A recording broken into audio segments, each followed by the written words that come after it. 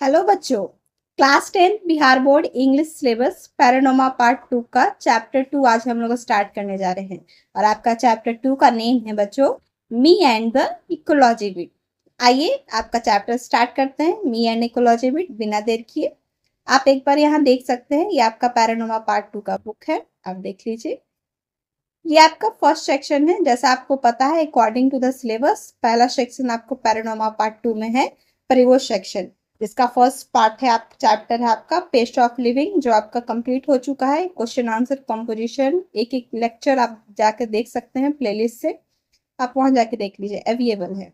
ये second chapter आज हम स्टार्ट करने जा रहे हैं। सेकेंड चैप्टर का नाम है आपका मी and the ecology, me and the ecology bit, जिनका ऑथर हैं जॉन लैरेक्स्यू। तो आइए स्टार्ट करते हैं जॉन लैरेक्स्यू का चैप्टर। आपका ये आपका पोएट्री सेक्शन है। जब हम प्रयोग कंप्लीट कर लेंगे तो हम लोग पोएट्री सेक्शन को भी पढ़ेंगे। आइए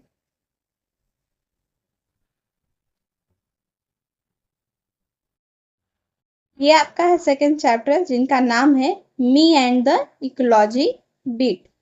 आइए समझते हैं बिना देर किए आपके चैप्टर को। Me and the ecology beat, me मतलब मुझे और इकोलॉजी बीट का मतलब होता है पारिस्थितिक तंत्र। पारिस्थितिक तंत्र मतलब बच्चों जो भी सजीव है, जो भी निर्जीव है, वो जो भी हमारे आसपास दिख रहा है, सजीव निर्जीव, वो सब जो भी है, पहाड़, प्रकृति, वनस्पति, जंगल, मनुष्य, जीव जंतु, ये सब किसका निर्माण है? इकोलॉजी बीट का निर्माण है। ठीक है। इनके ऑथर है जॉन लैक्सेयू। तो ये आपके ऑथर है जॉन लैक्सेयू।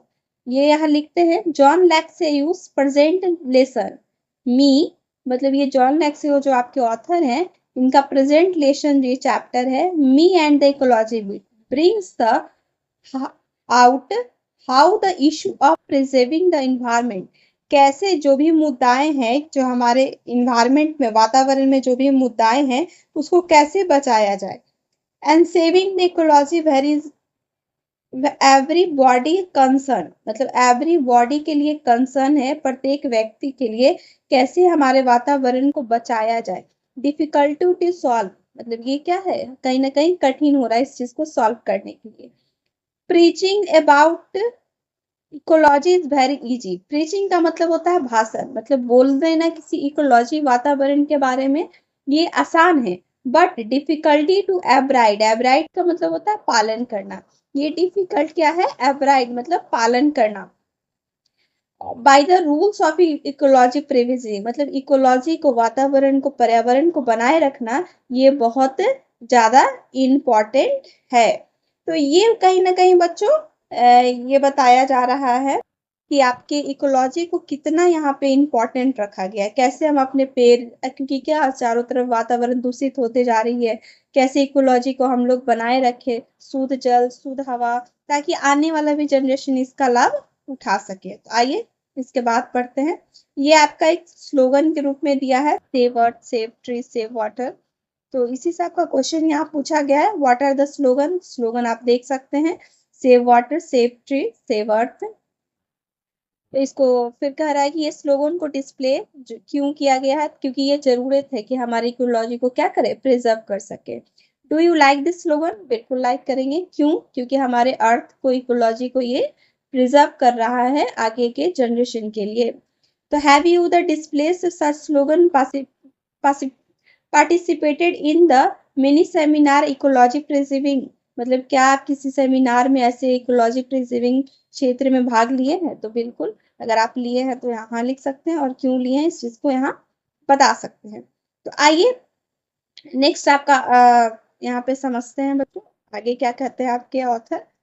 आगे आपके ऑथर कहते हैं, sure it is the hard to get the people to work for equality, ये सच में हार्ड है। किस चीज के लिए हार्ड है? तो पीपल को काम करने के लिए, किस चीज के लिए? पर्यावरण के लिए, इकोलॉजी के लिए। एवरीबडी इज इन फेवर, मतलब प्रत्येक व्यक्ति क्या होते हैं, इसके फेवर में होता है कि बिल्कुल ये करना चाहिए। But nobody want to be anything about it, मतलब कोई इसको करना नहीं चाहते हैं।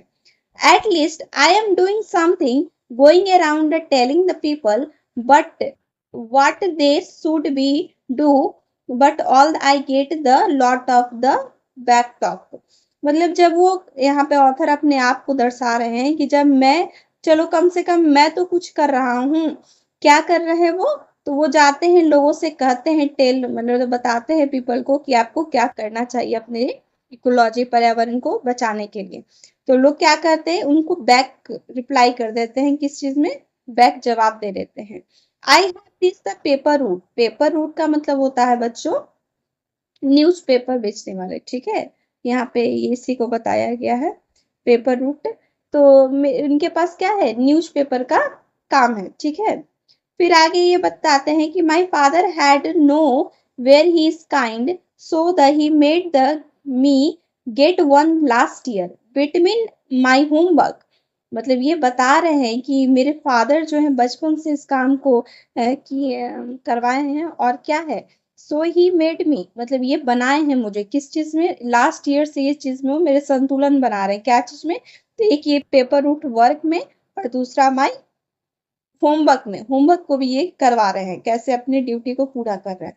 I hardly have the time playing the ball snuff and sometimes I get the only few inning.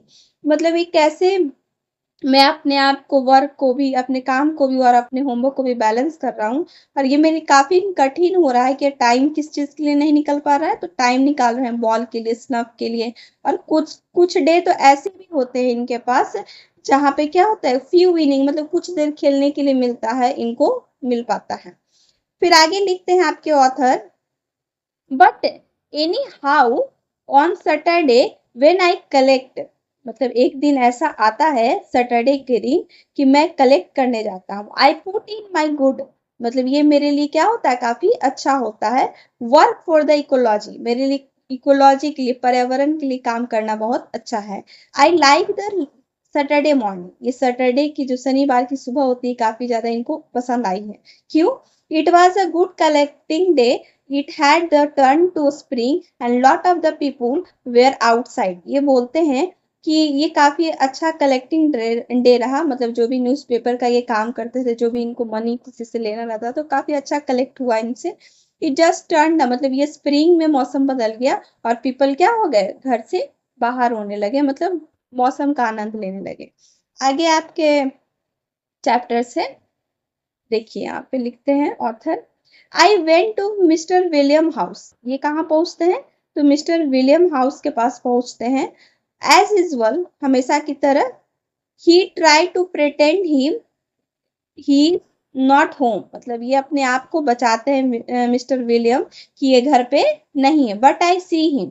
लेकिन क्या करते हैं ऑथर, देख लेते हैं, burning this leaf in the backyard. पीछे, घर के पीछे क्या करते हैं, लीफ को पत्ते को जलाते रहते हैं। सो ही स्टक, मतलब वो देखते हैं तो वो क्या हो जाते हैं, अपने आप को स्टक हो जाता है। He pay me and I tell him, मतलब वो पैसा देते हैं ऑथर को और कहते हैं फिर ऑथर क्या उनको कहते हैं, we should not burn this leave. मतलब हम, आपको ये जो पत्ते हैं नहीं जलाना चाहिए, it is bad for air and bad ecology. हमारे पर्यावरण, एयर के लिए भी प्रदूषण है और क्या, पर्यावरण के लिए भी प्रदूषण है। We should not make the composite pile, sorry, we should make the composite pile like we do. मतलब हम लोग को पहले एक कंपोजिट, मतलब एक कंपोजिट पाइल, गड्ढा बना लेना चाहिए और वैसे ही जैसे काम करना चाहिए। Put in the leaves garbage and snuff. मतलब गड्ढा बना के उसके बाद लीफ को, गार्बेज को, जो भी गार्बेज है उसको डाल देना चाहिए और स्नफ कर देना चाहिए, बंद कर देना। गुड फॉर द गार्डन्स, ये कहीं ना कहीं बाग बगीचा के लिए क्या है, सही है। He does not agree and hang him head in same. मतलब वो अपने इस चीज को नहीं मानते हैं और शर्म से अपने सर को भी नहीं उठाते हैं। He said that composite pile in your job at home Jim is in it. मतलब वो कहते हैं कि ये तुम्हारा ड्यूटी है कंपोजिट पाइल को घर पे बनाना, ये ओके। यस आई से प्राउडली, जो ऑथर है वो बिल्कुल कहते हैं, बिल्कुल, ये मैं बिल्कुल करता हूँ। I stock the idea, I hate the working with composite which I do. लेकिन मैं इस आइडिया को पसंद करता हूँ, मैं गर्व से इस काम को करता हूँ, लेकिन क्या करता हूँ, नफरत भी करता हूँ, फिर भी मैं करता हूँ। फिर आपके ऑथर कहते हैं, आगे आपके ऑथर क्या कहते हैं देखिए। फिर आपके ऑथर कहते हैं बच्चों यहाँ पे कि mister William says, mister William क्या कहते हैं, well don't you make tile little more trouble with it, मतलब ये जो परेशानी है ये तुम्हें थोड़ी सी परेशानी करेगी। Put enough to dirty top on each layer, मतलब ये तुम्हारे लिए सही होगा कि जो जो गार्बेज है, जो भी जो भी आपके क्या कहते हैं लिप्स है, गार्बेज है, जो भी आपके जो डस्ट होते हैं जो हम लोग बाहर फेंकते हैं, उसको पहले क्या करो तुम लिटिल लिटिल चुन लो और एक एक करके उसको फिर टॉप पे इच लेयर पे डालो। Then you would not have to be nose pollution, तब जाके नोज पॉल्यूशन का मतलब गंध प्रदूषण, कोई चीज अगर बाहर हम लोग स्मेल करते हैं तो गंध आती है तो उसको कहा जा रहा है नोज पॉल्यूशन, ताकि ये क्या होगा, नोज पॉल्यूशन नहीं होगा, गंध का फैलाव नहीं होगा। आज यहीं तक बच्चों, अगर वीडियो पसंद आया तो लाइक और सब्सक्राइब जरूर करें। Thank you.